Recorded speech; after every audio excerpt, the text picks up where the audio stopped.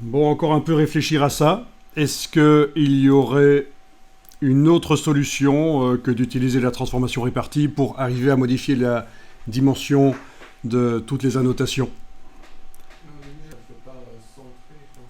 Sélection identique, taille de police. Attends, sélection identique. Je vais retourner vers peut-être la version d'avant.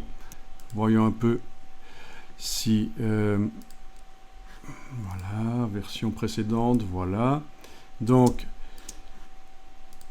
en sélectionnant la ligne de texte comme ça, sur un d'entre eux, et puis sélection identique, taille de police. Oui, c'est pas mal ça. Et puis, par la palette caractère, commenter.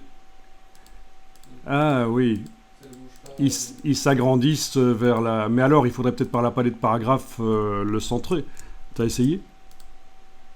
Ouais, sauf que le centré, ça marche pas non plus, ça va dans l'autre sens maintenant.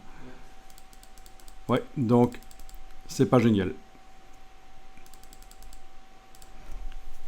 Donc l'autre solution à laquelle je pensais, c'était d'utiliser des styles de paragraphes. Mais on va avoir le même problème qu'avec ceci. Qu'on modifie la taille de la police.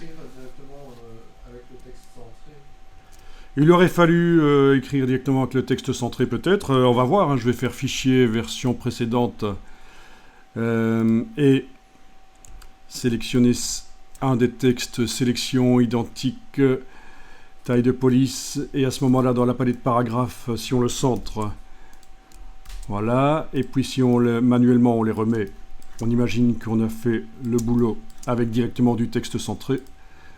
Voilà.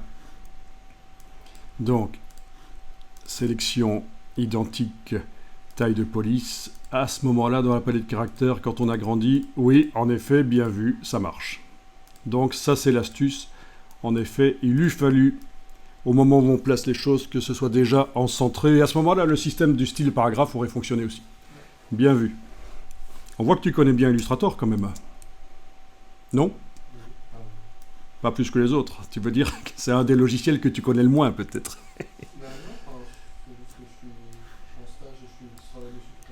Ah, bah tu travailles dessus toute la journée, là, ça aide évidemment.